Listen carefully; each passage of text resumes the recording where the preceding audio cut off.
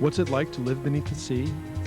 What's it like to spend not just an hour, but days sleeping, eating, and working in the deep blue? It's not the stuff of science fiction. Off the coast of Florida, it's a reality. Here, marine scientists like myself are getting a chance to live like fish in the Aquarius habitat, the world's only underwater research station.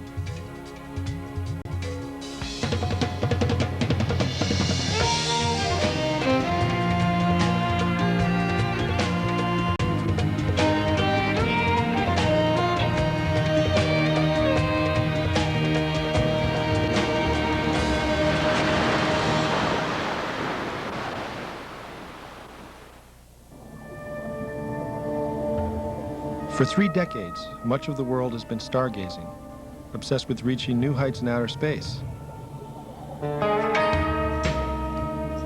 Meanwhile, closer to home, another universe has remained virtually unknown, the inner space of the world's oceans.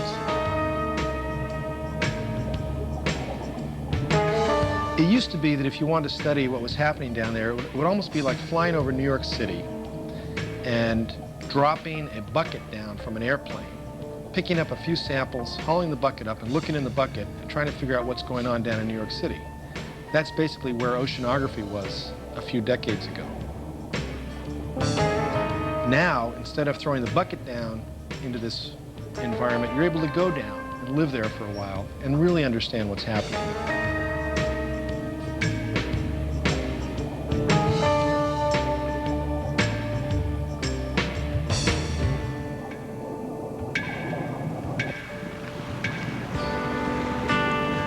Though you can't see it, below this buoy off Key Largo, Florida lies the Aquarius underwater habitat. It's the only underwater research station in the world. Almost 6 stories down, scientists from all over come here to do research and find out what life would be like if they were a fish.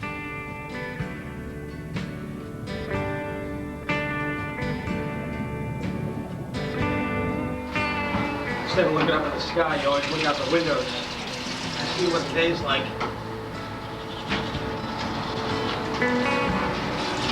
We don't miss it up there at all on the surface. Seriously, it's wonderful down here. My name is Greg Stone, and I'm a marine biologist with the New England Aquarium. That's one right here. How much are these things put, you know? For the next 8 days, I'm going to be stuck underwater with 5 other guys. On this mission, the only comforts of home will be freeze-dried. Just add water and stir.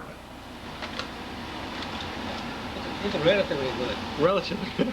very, very carefully chosen words. Relatively. Anyway. Yeah. The truth is coming out now. Scrambled eggs are terrible. Yeah, they eat good. I'm in Aquarius as part of the first U.S.-Japanese mission, working with my old friends and colleagues Mineo Okamoto and Satoshi Nojima. I first met Mineo when I worked at the Japan Marine Science and Technology Center, which is also where I learned to speak Japanese. The Aquarius is 12 meters long, about the size of a freight car, and just about as comfortable, with a bunk room, a kitchen, laboratory space with lots of electronics, wet porch, and a very small bathroom. Living and working in such a confined space that you have to coordinate every movement when you're all in the habitat together. For example, if you're standing here and you want to go just 4 feet over there, you sometimes have to stand there for 3 or 4 minutes and wait for someone who's in between you and your destination to finish what they're doing and move out of the way. The habitat is very narrow. Sometimes we can touch and each other. So this is a kind of skinship. Do you understand each other? What kind of Good skinship? skinship, yes. Everybody at work. We do learn a lot about skinship, with all 6 of us living in such a very confined space.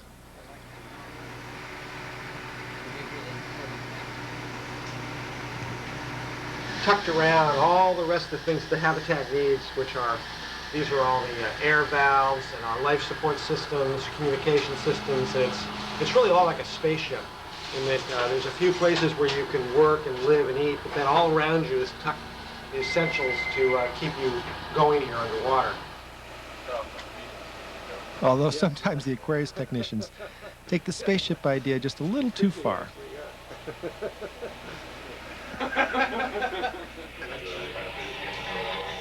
Still, it's the same challenge putting people underwater and putting people into outer space.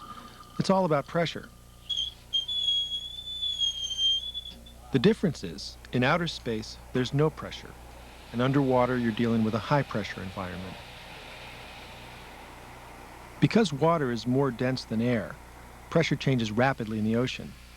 1 atmosphere for every 10 meters. That means at the depth of Aquarius, we're living at about 3 full atmospheres of pressure.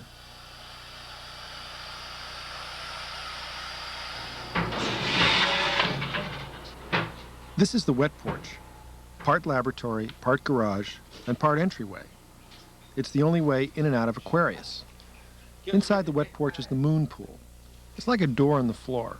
And they're actually going out to look for a shark. People always want to know why water doesn't rush into Aquarius when you've got this gaping hole into the ocean.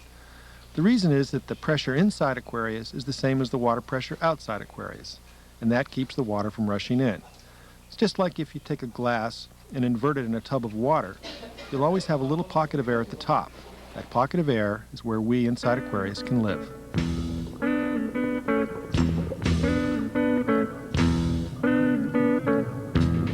The beauty of an Aquarius mission is becoming what divers call saturated. It's what happens to our bodies after we live under pressure. Done right, limited saturation doesn't seem to harm the body, but it does have some weird side effects, like making our voices sound strange. And some people feel a little high all the time, like they've just had a glass of wine. The best part about being saturated is that we can dive for up to 6 hours at a time, compared to only about 1 hour if we were diving down from the surface. Picture it this way. It's like there's a ceiling above us through which we can no longer pass. If we do, the gases, which are saturated in our body, could expand too rapidly, restricting blood flow, pinching nerves, and even possibly killing us. まず一番特徴的だったことは I'm usually very seasick when I'm on a boat. It is very hard for me to gather data from on board a ship. The amount of time you can safely observe an ecosystem in even 15 or 20 meters of shallow water is severely limited.